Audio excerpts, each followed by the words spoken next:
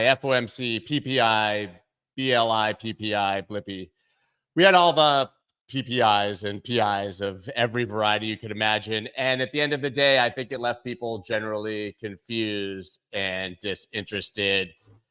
Good morning, man. How are you? Good. How's it going? Happy Friday. It's going well, trying to continue to unpack everything that happened this week, certainly in macro, as I mentioned. Fed signals 1 rate cut this year, but keeps door open to 2. If you took a look at the dot plot by late 25 and 26, we literally had a spread of Fed governors everywhere from 2% to 6% as their Fed funds rate that they were looking for. They're confused about the data. We're confused about the data. Inflation seems to be slowing based on CPI and PPI, but they don't have enough information yet to cut rates. What's going on here, and does it even matter at this point? It does, but it's not in an interesting for us kind of way, right? In the sense that, so we've got our second month in a row of sort of moderating inflation, which is good news relative to a little bit of a spike we saw in the first quarter, right? And so to the extent that you're looking for a continuous ebb down of inflation so that we finally get rate cuts, things are proceeding, although a lot more slowly than people would like. The question no one really thought that the ECB and the Bank of Canada cutting rates last week was going to influence Powell, and it certainly didn't, right? The US just operates on its completely own terms. It's very clear that I think that what stood out to me about all of this is that Powell and the Fed know that the second they cut rates, they have no more ability to control the markets. We are just in the cutting cycle. It's game over. It's not a question of can they cut them a little or can they start it and then delay. It's like once we're in the cutting cycle, we are in the cutting cycle. They're going to lose all control. They're going to lose all ability to move markets again. And so anything that happens after that, if inflation surprise packs up, they would have to sort of make a more dramatic move to the other side, right? And they really don't want to do that. It's clear that Powell thinks that in the span of history, having to wait a few more months doesn't matter, right? It's very clear to him that that he believes that it does not matter. He even said so. It's said something to the effect of, we thought there were going to be rate cuts this year. They might be next year instead, whatever, basically. Unfortunately, I think that as much as markets don't like that, it's, he's probably not that far off. The one interesting thing to me that if you really want to get deep on the tea leaves is when asked about what an appropriate sort of rate of PCE inflation would be to begin cutting, the number he gave was around 2.7. Well, that's where we are. That's where we've been for the last couple months. And obviously we're not cutting yet. So it kind of seems like what Powell is saying is that we're at the right level. We just have to be convinced that it's really at this level before we start cutting. So I think that the long-awaited cuts are coming soon. It's very unlikely, I think, that it's July. Most people are pegging it for sometime in the fall. But, it was a lot of what was expected, but it's certainly a lot better than it could be given, everything happening out there. So sort of a nothing burger of an event, but an important way marker nonetheless. Yeah, what strikes me is that last month we were talking about inflation heating up based on similar numbers, and now it's cooling, which gives me very little confidence that next month we won't just see a complete flip. And what also strikes me is how consistent Powell has been. He literally hasn't changed his tune really in a meeting, I would say, since December, when he sort of, alluded to a pivot kind of for the first time. But the pundits and the analysts, ourselves included, we still just dive into everything he says, how he says it, whether he coughs to the left or sneezes to the right. And really, he just keeps saying the exact same thing. Yeah. The other thing that's worth noting, I think, is that when you look at the data, so one of the big questions is why, if things are going okay from a sort of an overall perspective, do people feel like this economy sucks so bad, right? This is the really interesting question. It's a political question. Certainly it's likely to doom the Democrats at this stage based on what it looks like, right? The contrast between how the economy is technically doing and how it feels like it's doing. Well, I do think there's something of an answer in some of these numbers, because if you look at what is moderating from an inflation perspective, it's more in things that are not luxury items, but are discretionary items, right? It's electronics, it's clothing, it's things that people don't have to buy for the sake of living, right? And so if the place that inflation is moderating is in places where you might have already cut expenses anyways, it would make sense that that's not going to really resonate too deeply with your actual lived experience. Auto insurance is still incredibly high. Shelter is still high, although that's the most lagging of all the indicators. Food is finally flat, but it's not like it's been low for a long time. So, I think that you actually can start to get a little bit of a better understanding about why it feels so bad to people, even though these numbers are technically coming down. And it's a problem of thinking about things in the aggregate versus really diving into, the lived experience of any given person. Yeah, the things that are actually affecting the everyday person are still bad. Yeah. And we still have a wealth effect among the wealthy because we have markets rising. I mean, we also have a general trend in the United States about what people see or read or hear on the media impacts their perception on what's really happening. I just happened to bring up this story because it came up this week. But most people think the US crime rate is rising. They're wrong. Almost 80% of Americans and 92% of Republicans think crime has gone up. It actually fell in 2023. An expert blames a familiar culprit for the mistaken impression. Of course, that's viral videos and news, right? So I think in this world of social media and 24/7 breaking news, the public is not getting a true perception of what's actually happening. The Well, country's gotten safer, like it's just it's a symptom of the same thing. Although I think in this case, objectively, people are worse off if their bills are more expensive and their food right. is more expensive. No, but I do think it's an important point, and this is certainly something that's going to be hyper accentuated in an election year, right? In any presidential election year, there's always someone who has an incentive to say that things are trash, right? And it doesn't matter. It's not a question of parties. It's just a question of who's in power versus who's trying to get in power. It's like you can't get elected by saying, you know what, actually everything under the other guy for the last 4 years has been Great. pretty good. Like you got to really hone in on what sucks. So I do think that that's probably adding to the overall feel as well. Speaking of elections and politics, which are my favorite topics to get the comments going, we obviously have a situation like you just described, which is that we know that things are objectively pretty bad for the crypto industry under the current administration. And we have the other guy taking advantage of that. We can talk to death whether we think it's genuine or whether it's pandering for votes. I don't think it really matters at this point. But here we go. Donald Trump says he wants all remaining Bitcoin to be made in USA. As we know, he met with a number of miners. He met with David Bailey from Bitcoin Magazine and is even sending off, I don't know what we call them on Truth. What do you call it on Truth Social? Is it a tweet? Is it an X? Is it a truth? Is it truth bomb?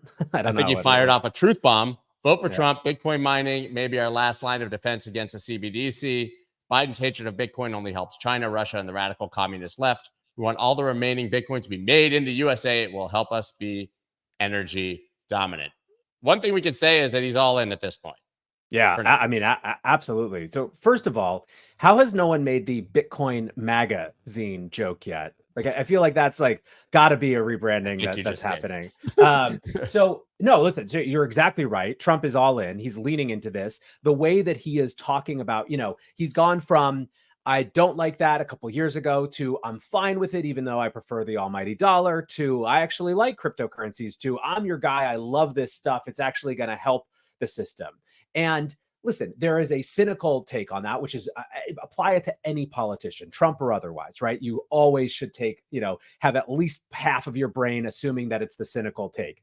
However, at the same time, it also reflects a pattern that we've seen over and over again. The more that people get into something, they start understanding these things more. They actually see how, Bitcoin and crypto can, impact the things that they care about in ways that are positive. They get deeper. You know what I mean? Like it's not an unexpected pattern of someone who's starting to pay attention more. And so I think it's reasonable for people to also have the at least benefit of the doubt giving, like maybe he's just spending more time on it and is genuinely interested in it. Like I said, I don't want you to take that to the bank, but it's at least open. And to your point, he's clearly in.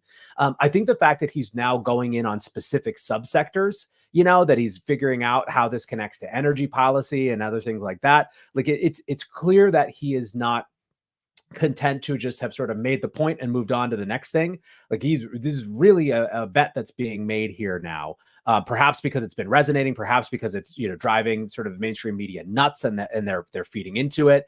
But whatever is happening, he's made a decision and a calculation that this is a winning issue for him, and it's certainly continuing to drive a wedge in the in the partisanship of the industry. It's going to be interesting over the next 5 or 6 months to see how the Biden administration, White House, Elizabeth Warren, I would say in particular, react to this sort of deepening with the industry of Donald Trump. They can either obviously soften, which I think with their rhetoric, they've softened the Biden campaign, say that it will take potentially cryptocurrency donations via Coinbase. Their own SEC is suing Coinbase. Obviously, I think we all understand the irony and insanity of that. But when we start going down the Bitcoin mining path and anti-CBDC and energy, that really is going to touch some hot buttons with narratives that we've seen in the past against the industry. Are we going to see pushback saying that Bitcoin is boiling the oceans and uses more electricity than the country of Argentina from the other side? Or are they going to give some way here and start to at least become less antagonistic?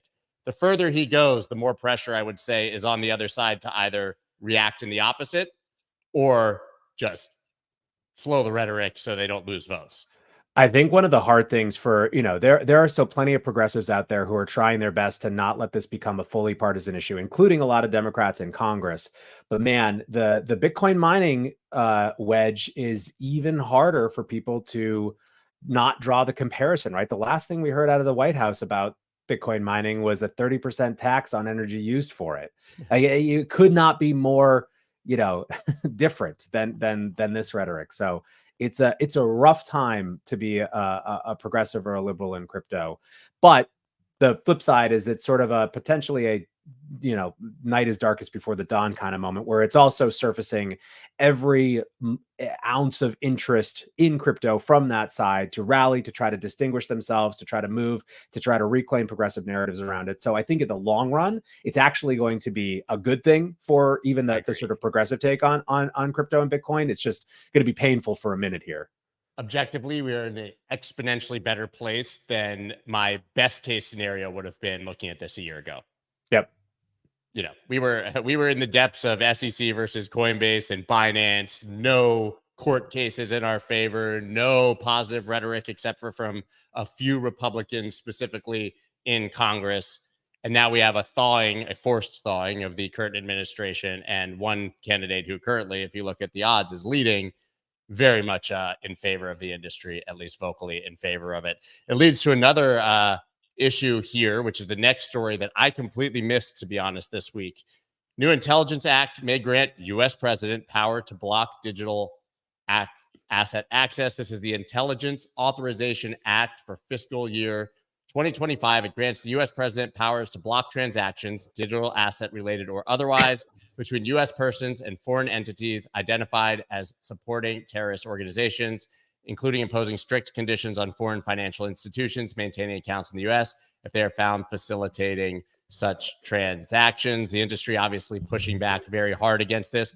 As I read that, not having dug in that deep, this seems like a bigger problem than just for the crypto industry. Like, digital assets are one thing in a large bucket, but we have to be concerned about how these powers could be abused.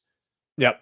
Yeah, so this is the classic thing. So if you look back at what really got the crypto lobby and the crypto political movement to get consolidated and get organized in Washington, it was the introduction of a last minute provision in the infrastructure bill in 2021, right? At first, everyone thought that it was just a mistake because they couldn't possibly be that wrong about the powers that they were trying to claim. But then when they realized that it wasn't, and that it was actually Treasury trying to use this must pass bill to sort of expand their powers dramatically vis-a-vis crypto, it created a situation where the whole industry rallied.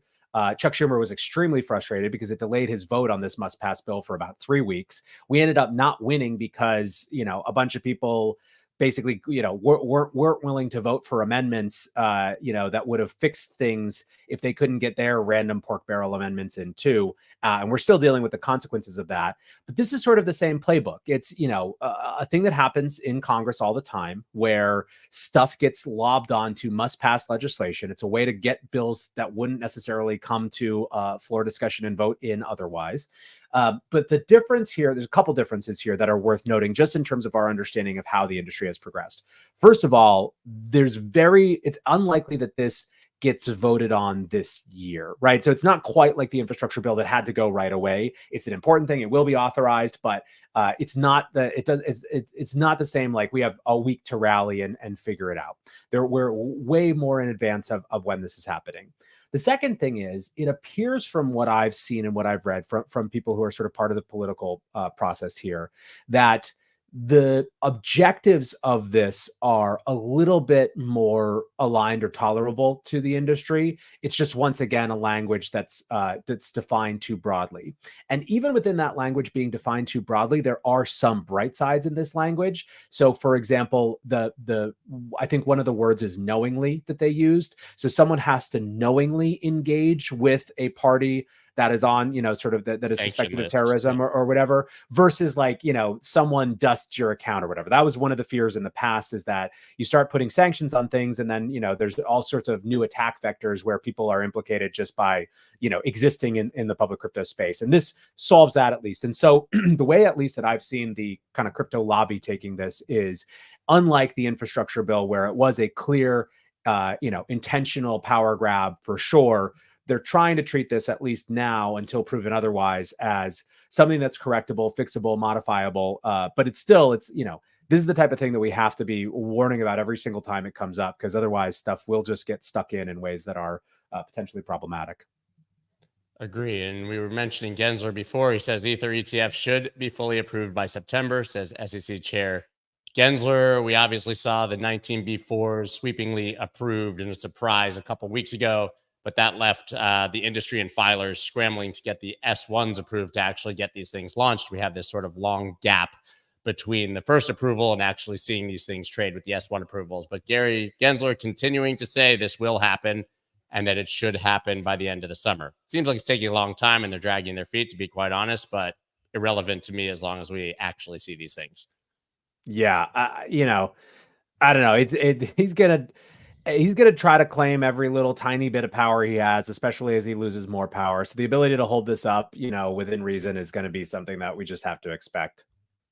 Yeah, I absolutely agree. We've got a couple like sort of honorable mention stories here at the end. This one definitely worth bringing up. U.S. judge signs off on 4.5 billion Terraform Do Kwon settlement with SEC. The settlement bans Kwon and Terraform Labs from buying and selling crypto asset securities while agreeing to pay 4.5 billion in disgorgement, prejudgment interest, and civil penalties. I have so many questions here.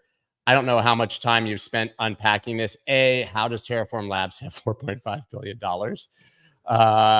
B, why is the government getting paid $4.5 billion when the people who lost all their money on this are getting net zero, as far as I know? This just seems like a very, very strange outcome for this. And obviously it doesn't settle anything criminal for Do Kwon. This is strictly, civil, I think. Yeah, I've spent very little time with this, but it seems like, I don't know, it just brings up the questions that you were just asking. Like I have no idea how these huge settlements with the government, it's hard to make it feel like this isn't just some boondoggle, like we're setting records left and right for, the fines that are being paid to the US government from crypto exchanges. It's like, this is a business model at this point. Yeah. And it'll pay off 5 seconds of national debt. It's not like the 4.5 billion is in any way meaningful to the United States government. I don't understand the system exactly how it works, so it's hard to really give a firm opinion on this. It just seems nonsensical. I really just don't understand where the money's coming from. If these guys have $4.5 billion to pay a fine, why isn't that in some way going into some sort of bankruptcy or fund for people? But I guess, it's very hard to track down people who are holding Luna. It's not like an FTX or a Voyager or a Celsius where you have a claim on a balance that was in an account on that platform. Yeah, it's part of why Luna was such a complicated, weird thing. It forked, and this whole other thing. I've seen people even try to make the take that it was a good thing that Luna forked into this other version, because now they don't have to deal with all this stuff. And it's just so, the whole thing is so weird. And, but it's also more natively crypto and complex in some ways. Like ultimately, all these bankruptcy cases ultimately become just bankruptcy cases, versus sort of big, crypto things. So I don't know. It's a weird thing, but one more moment of cleaning up from 2022 and moving on with our lives. Now we have my favorite story of the week, whether relevant or not. Anyone who's listened to me for years knows I'm a huge Wu-Tang fan. And we've got Martin Shkreli copied one-of-a-kind Wu-Tang album. Lawsuit claims this story is wild. You may remember that the Wu-Tang Clan sold an album to one person. That would be the only person who ever got to listen to it. And Shkreli bought it in 2015 for $2 million. Then he had a forfeiture when he was in jail of 7.4. And part of it was the sale of that album, which was bought by Pleaser DAO, I believe is their name, for $4.75 million.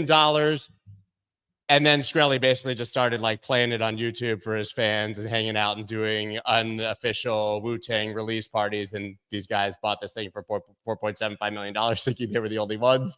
And now they're suing him for any money he made on it, trying to get, basically penalties for him having shared it when it was supposed to be a one-off. And this is just hilarious. Yeah, I mean, this is like a fascinating cultural case. I mean, it really actually is. It's the type of thing that you would see like a graduate thesis written on, because it implicates so many different types of issues. So Wu-Tang records this thing in secret over 6 years, and has an auction for it. And the whole purpose of it is to dramatize how devalued music has become in the era of streaming. So they're going with this traditional, they called it a Renaissance, era patronage model, where someone gets it. There's no commercial rights for 88 years is the terms of that deal. Then Shkreli wins it and they're aghast, because this is the peak of people being angry at him for raising the price of this, this particular drug that he raised the price on. And so it's kind of like already a crazy, unintended consequences kind of story. Then to your point, he goes to jail, it gets seized, and it's reborn in the context of Pleaser, which feels very aligned. Like this was a universally excited moment for, it's right as, sort of DAO and NFT culture was coming into the mainstream. It suggested that there was actually a level of understanding about, pop culture that made it reasonable for these people to be playing around in the mainstream, right? Like this was a very cool thing.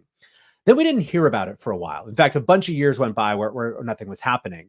It appears, we don't really have a ton of information, but if you look at the actual suit itself, it appears that Pleaser has been trying to actually work out how to commercialize it in a way that isn't sort of record label based, but they were clearly trying to not, they weren't going to just go with I'm going to do watch parties for 88 years and then release the thing.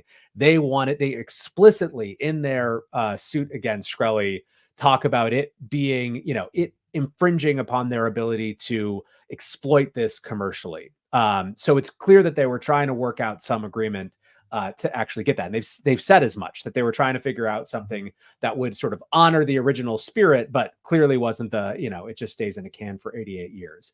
Shkreli's whole take on this has basically been a double middle finger fist pump. Like, and unfortunately for Pleaser, it seems like a lot of the crypto legal core is also highly skeptical of how the sort of disgorgement provisions apply a couple of years later, and yada yada yada. And then the other piece of it, the other sort of line of discourse, is that Pleaser's action has definitely lost a lot of the crypto folks who don't really like the idea of a DAO running to the government to try to use the legal system to claim property rights. I don't know. It feels to some as though it's sort of a contradiction in terms. Although of course others are like, they spent almost $5 million on it. Of course they're going to try to defend it. But it's a fascinating story, has tons of dimensions. And underneath there's this what presumably is probably a pretty good album. Yeah, they forgot that cash rules everything around me. I mean, Wu-Tang is for the children. It should be shared with everybody. Everybody knows these things. Whatever happened to Constitution DAO, by the way? There is like $30 million to buy the Constitution. They got beat by Ken Griffin or someone who was like, I'll just bid like, it literally doesn't matter, whatever it is, $1 million more. And then I think they fell into like Lord of the Flies anarchy and didn't know what to do with all the money they raised.